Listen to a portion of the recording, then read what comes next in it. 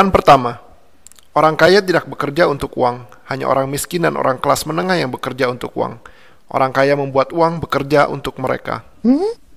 Bagaimana caranya? Pertama-tama kita harus mengerti apa itu aset dan apa itu liabilitas. Kita semua tahu apa itu pemasukan dan apa itu pengeluaran.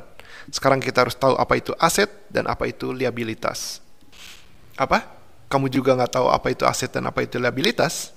Ya, singkatnya, aset adalah sesuatu yang menghasilkan uang untuk kantong Anda. Dan liabilitas adalah sesuatu yang mengeluarkan uang dari kantong Anda. Mudah bukan? Baik, kita coba kuis mendadak. Sebuah rumah itu adalah sebuah aset atau liabilitas. Kalian punya waktu 5 detik untuk menjawab.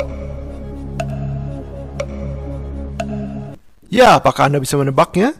Jawabannya adalah bisa keduanya.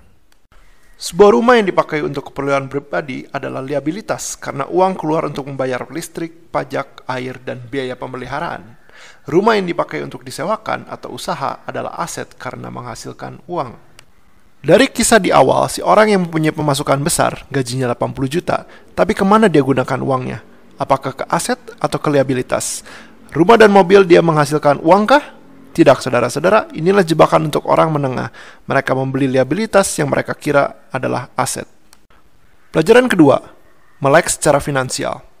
Jadi kalian sudah tahu apa itu pemasukan dan pengeluaran. Dan Anda juga sudah tahu apa itu aset dan liabilitas. Mari kita belajar arus kas atau uang.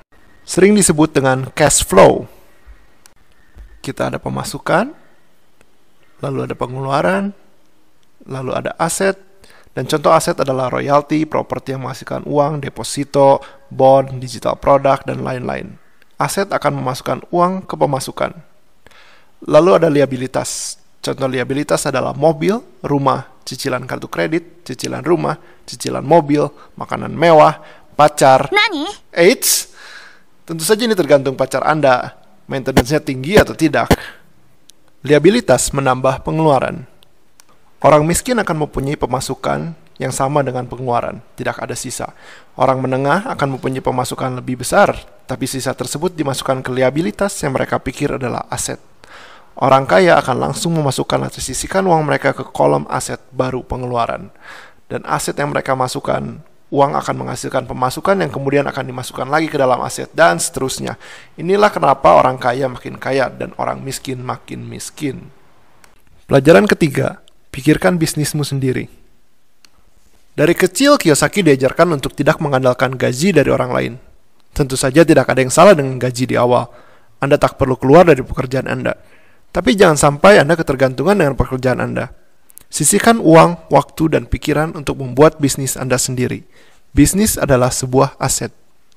Tapi kan bikin bisnis sangatlah beresiko. Kalau saya gagal, saya bisa kehilangan semuanya. Betul sekali. Kalau gampang, semua orang sudah menjadi kaya raya. Dan di bisnis Anda pertama kali, kemungkinan besar Anda akan gagal. Sangatlah jarang orang sukses di bisnis pertamanya. Wah, bahaya dong. Tentu saja. Tapi lebih berbahaya kalau Anda tidak mencobanya sedini mungkin. Karena membangun bisnis memerlukan pengalaman. Semua pengusaha sukses mempunyai lebih banyak gagalnya daripada suksesnya. Tapi Anda hanya perlu satu kali sukses dan semuanya akan setimpal dengan kerja keras Anda.